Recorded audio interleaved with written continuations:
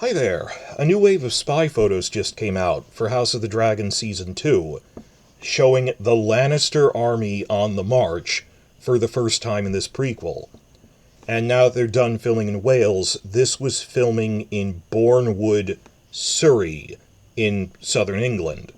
And they've actually filmed in Surrey before, back during Season 1. Remember in Episode 3 when they had the big royal hunt in the Kingswood? They filmed that in Surrey at Caesar's Camp, just outside of Aldershot. Now, I checked this online, that Bournemouth is maybe a 15-minute drive by car south of that, so it's right next to it across the A31 roadway. But I don't think they're the same location. They're not filming Kingswood stuff in this based on the story context.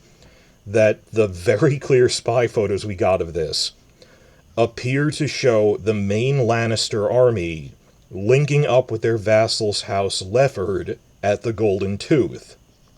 So this is pretty big. It has story implications. There's also design stuff to go over. Shout out and credit to everyone who got this. It's another one by that great spy reporter, Unbox PhD, who they got drones over Leavesden. They're getting all the studio shots, and it was then collated by Redanian intelligence. This has been making the rounds. But to start with, what are the story implications of this?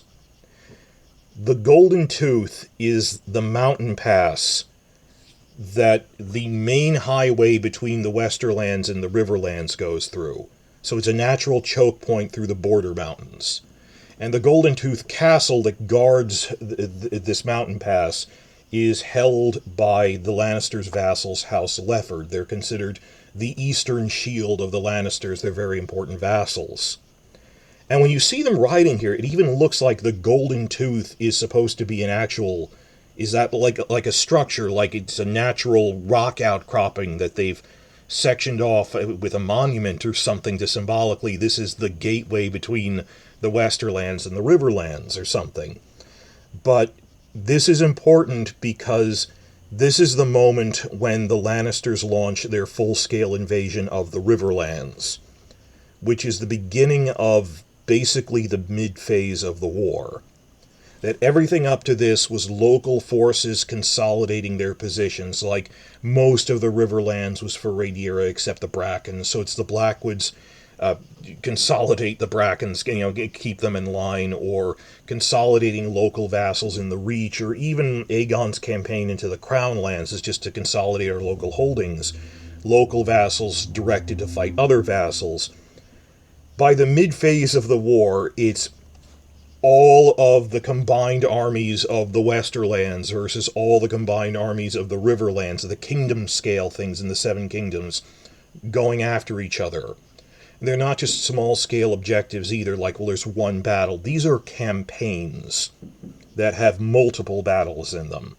I mean, going by the American Civil War, it's like the difference between the Battle of Bull Run, which is like a one-time thing, versus this is the Wilderness Campaign, and there's multiple battles in it, or the Atlanta Campaign, there's multiple battles in it. And this will be like a season arc when it happens. Now, as for the actual footage that we got here, we only saw the Leffords, but assuredly all of the other vassals must be there that followed the Lannisters. Like, they assemble their forces at Casterly Rock with all their other vassals from the Westerlands.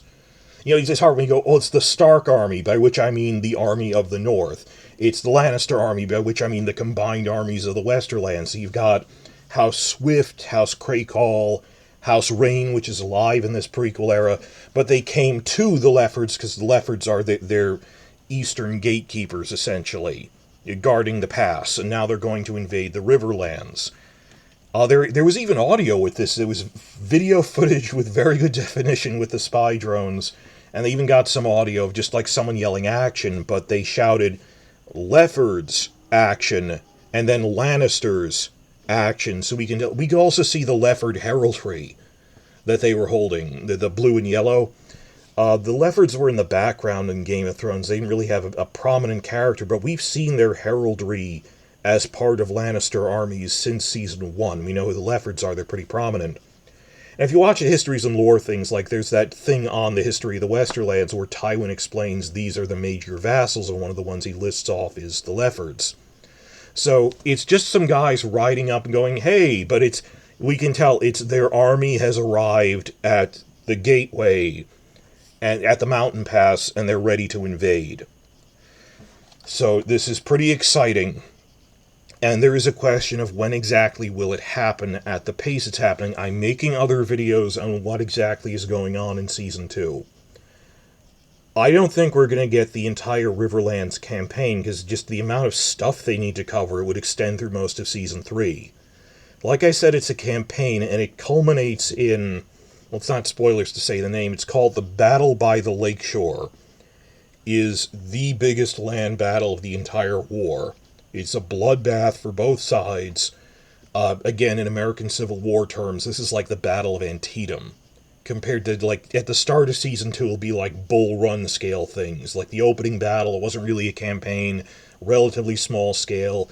Then you've got the culmination of a long campaign, which is this giant battle with large-scale armies, this Battle by the Lakeshore. Even just in terms of filming logistics, I don't think it would be too expensive to do this in the same season they're doing all the other stuff they're doing this season. So that, and time-wise, and just, we know the Battle of Rook's Rest is in episode 4, within a mere 4 episodes till episode 8, there's 8 episodes a season. I really doubt we're going to get the Battle by the Lakeshore, because it's a campaign, there's too much to set up. I think that'll be like early Season 3 or something, maybe later, we'll play around with that. The question for me, which I have to admit I simply don't know, is Season 2 going to end with, among other storylines, that we see the Lannisters, riding over the horizon out of the mountain pass, oh no, the Lannister invasion of the Riverlands has begun, and then it fades to black? Or will we actually see the opening first battle of the campaign? The Battle of the Red Fork. That it's, not only is there a mountain pass, the edge of the Riverlands is also the Red Fork of the Trident. They have to force the crossing of the fords over the Red Fork. And the River Lords know this is an obvious choke point, so they attempt to stop them there. And it's a pretty big battle, and they have to figure a way to outflank them and force the river crossing. I'm not sure if Red Fork is going to be this season, or I'm leaning towards it'll be the beginning of Season 3. With so many other plates spinning around, so many other balls they're juggling this season in terms of story arcs and subplots, I think it makes more sense to do that in the Season 3 premiere, and that will end with riding out from Golden Tooth, is what I'm leaning towards that they're doing here. And this ties into, I'm talking about the campaigns and the grand strategies of the war. Daemon actually explained a bit of this in the Season 1 finale. Remember, he said, our plan is gather all of our allies from the Riverlands, the North, the Vale, at a staging area at Harrenhal, which is reasonably close to southern Riverlands. Gather them there, consolidate them, train, put together as one army, and mass them there and as a springboard for a major attack to take King's Landing.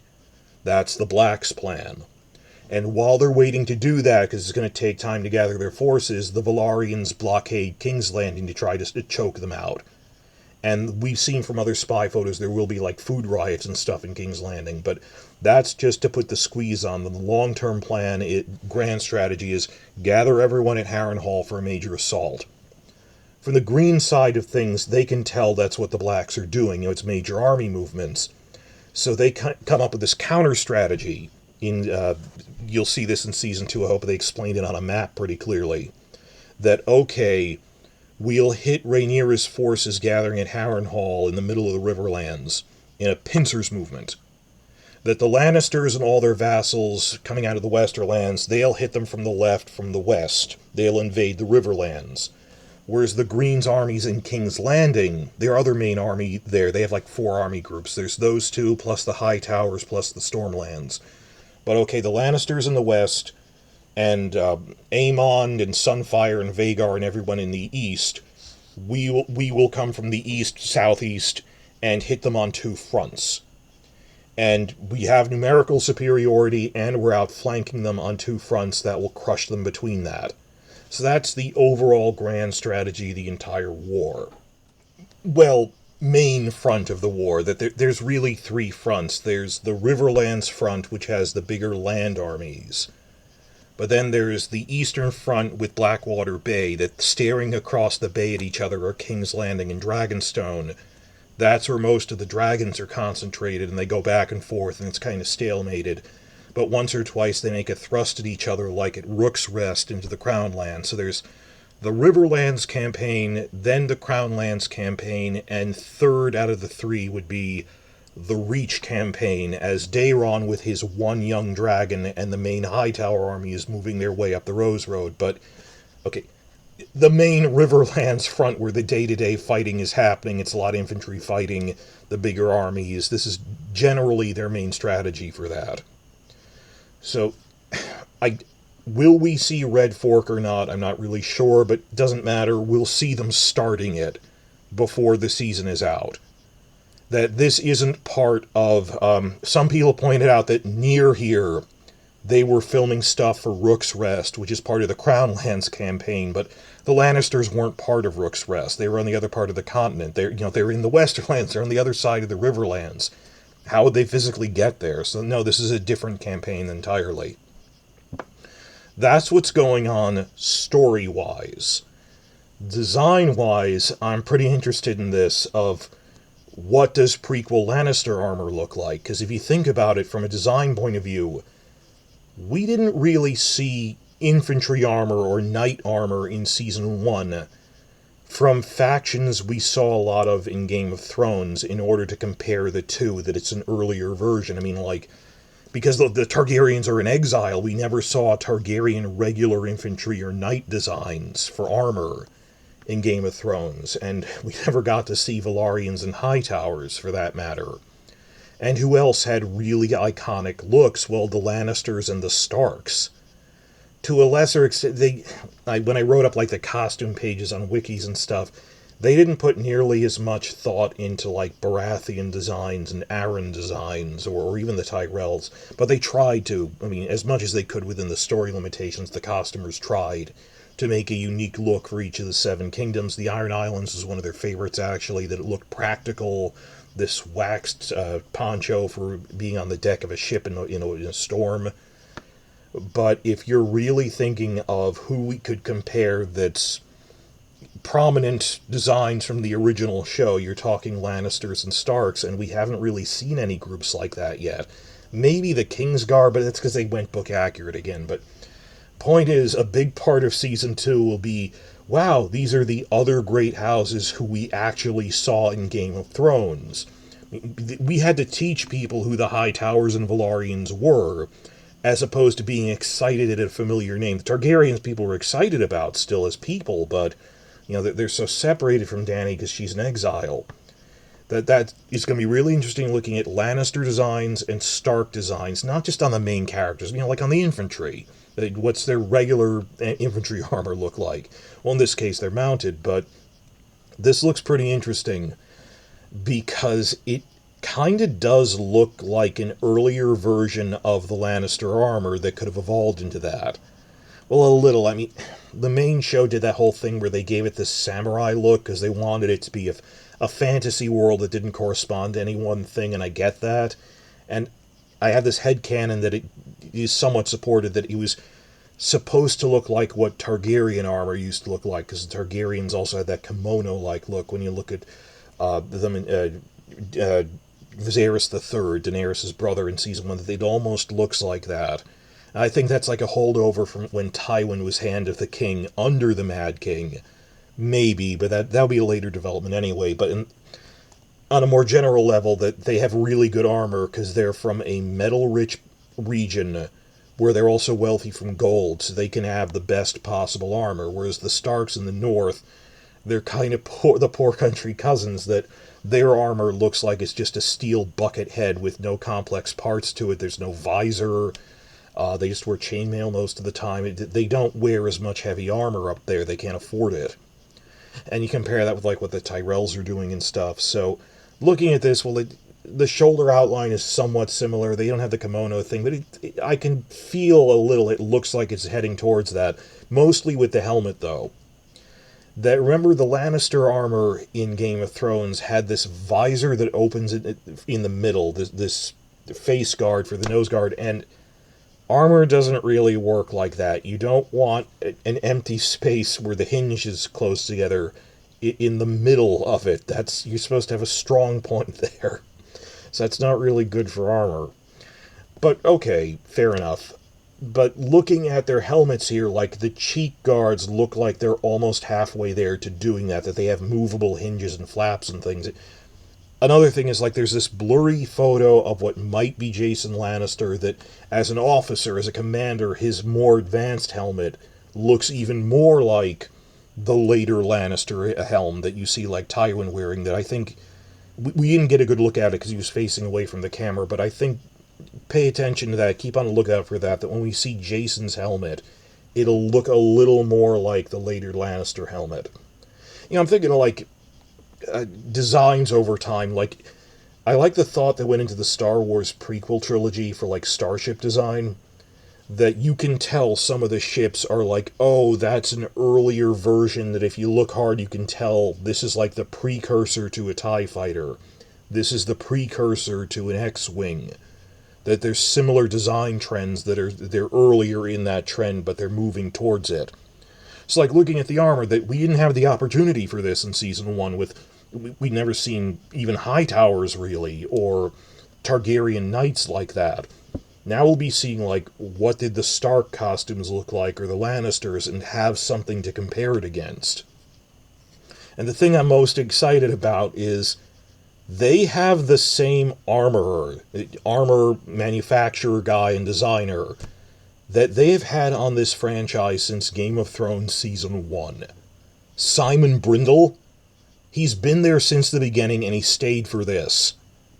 Well, it's like, he works in collaboration with the costume designer, because, the metal armor, it's different from what the needs of just, like, cloth and stuff, but he works out with the lead designer, okay, this is what the general outline of everything's going to look like, and then what we can do with it, and turns it into that. So obviously there's different costume designers in House of the Dragon, but Simon Brindle has been around since the beginning. They still remember when, like, the book fan site people went to check out they went on a set visit back in Season 1, so they remember him. He was very nice and answered all their questions, and he's very helpful.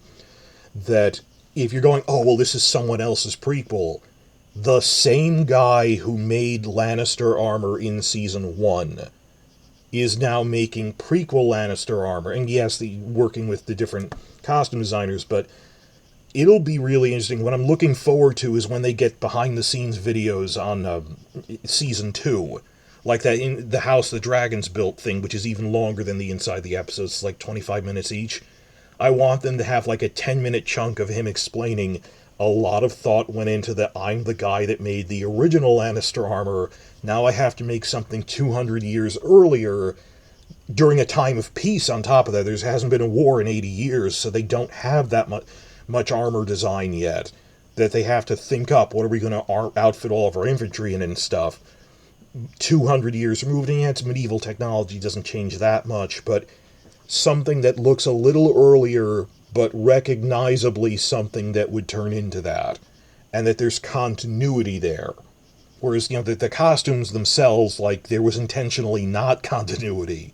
That they said that they made everything look like Tudor style, which is a later time period than Game of Thrones would be, almost Renaissance, to show it's this lost golden age of peace and prosperity. They never quite fully recovered from this civil war to the levels that the Targaryens are at during their golden age. So it makes some sense there'd be a little disconnect there, that this is this better time they had before that. But in terms of the armor, it's so interesting they have design continuity on that.